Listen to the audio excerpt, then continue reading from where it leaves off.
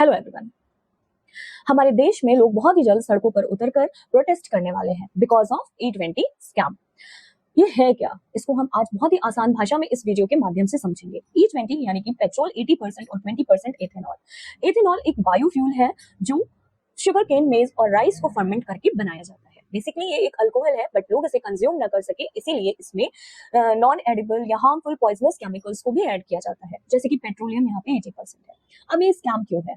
नितिन गडकरी जो 2014 से ही road transport and highways के मिनिस्टर हैं, उनका कोई लेना देना नहीं है पेट्रोलियम और नेचुरल गैस मिनिस्ट्री से, बट फिर भी वो एथेनॉल की प्रमोशन में काफी सालों से लगे हुए थे। उनका ये दावा था कि अगर जितना ज्यादा हम एथेनॉल को यूज करेंगे, हमारे पेट्रोल के प्राइसेस कम हो जाएंगे और हमारे देश में क्रूड ऑयल की इंपोर्ट्स पे कम पैसे खर्च करने पड़ेंगे। हालांकि ऐसा इसलिए भी कहा जाता है क्योंकि उनके दोनों बेटों का खुद का शुगर केन का फार्म है और प्लांट है एथेनॉल बनाने का। बट अब आते हैं गवर्नमेंट का क्या मोटिव था इसके पीछे का। सबसे पहला मोटिव तो यही था क्रूड ऑयल इंपोर्ट्स के बिल्स पे रिडक्शन और एनर्जी सिक्योरिटी। दूसरा कार्बन एमिशंस को कम करना। तीसरा रूरल एरियाज में एग्रीकल्चर को बूस्ट करना जहां पे शुगर केन, मेज और राइस का सबसे ज्यादा प्रोडक्शन है। हालांकि जब से कंज्यूमर्स E20 फ्यूल का यूज कर रहे हैं, उनको बहुत ही दिक्कतों का सामना करना पड़ रहा है, जैसे कि फ्रीक्वेंट ब्रेकडाउन हो जाना, माइलेज कम हो जाना, 6 to 8% माइलेज का कम हो जाना और फ्यूल फिल्टर्स का क्लॉग हो जाना और इंजन्स में नॉकिंग शुरू हो जाना, एक्सेट्रा एक्सेट्रा। हालांकि एथेनॉल 2003 से ही हमारे देश में है, बट E5 और उसके 2014 तक E10 के नाम से था, यानी कि 5% से 10% तक एथेनॉल हमारे फ्यूल्स में यूज हो रहा था, जो कि सही भी था, यानी कि 5% ethanol blending and 10% ethanol blending. 2023 के पहले जो भी गाड़ियां ली गई हैं वो E5 और E10 एथेनॉल ब्लेंडिंग पर ही काम कर रही थी। बिजनेस स्टैंडर्ड रिपोर्ट के अकॉर्डिंग 28% ओल्डर व्हीकल ओनर्स को इन चीजों का सामना करना पड़ रहा है।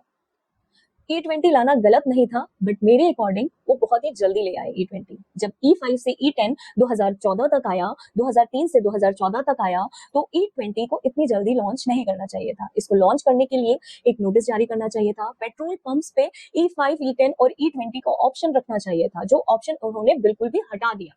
That is a very bad thing. बहुत सारे ओनर्स का ये भी कहना है कि जो इंश्योरेंस कंपनियां हैं वो फ्यूल से होने वाले किसी भी तरह के डैमेज को क्लेम नहीं करती हैं।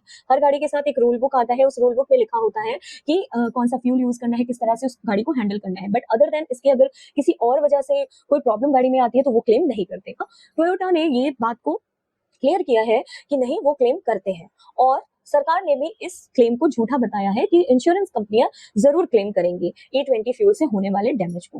हालांकि सरकार का इस पे कहना है कि इसको इसीलिए लाया गया था कि जिससे लोअर कार्बन एमिशन हो सके, एनर्जी सिक्योर हो सके और इंपोर्ट्स में क्रूड ऑयल के इंपोर्ट्स में कम पैसे लगे और एग्रीकल्चरल को बूस्ट, पेट्रोल के प्राइसेस कम हो जाएंगे। हालांकि गवर्नमेंट का स्टेटमेंट ये भी आया कि जो E20 फ्यूल है उसका प्राइस थोड़ा सा हाई जाएगा और गाड़ियों को थोड़ा, जो पुरानी गाड़ियां हैं जो 2023 से पहले की मॉडल्स है, उनको थोड़ा सा इसके लिए प्रिपेयर करना पड़ेगा। मेरे अकॉर्डिंग E20 को ग्रेजुअली लाना चाहिए था with better education, clear labelling और ऑप्शंस रखने चाहिए थे E5, E10 और E20 फ्यूल्स को पेट्रोल पंप्स पे, और स्ट्रिक्टली टेस्टिंग होनी चाहिए थी व्हीकल कंपैटिबिलिटी की, सो दैट ये सारे कंप्लेंट्स काफी कम हो सकते थे। बाकी आप कमेंट सेक्शन में बताना कि आपको ये सच में स्कैम लगता है या फिर गवर्नमेंट का सही फैसला है।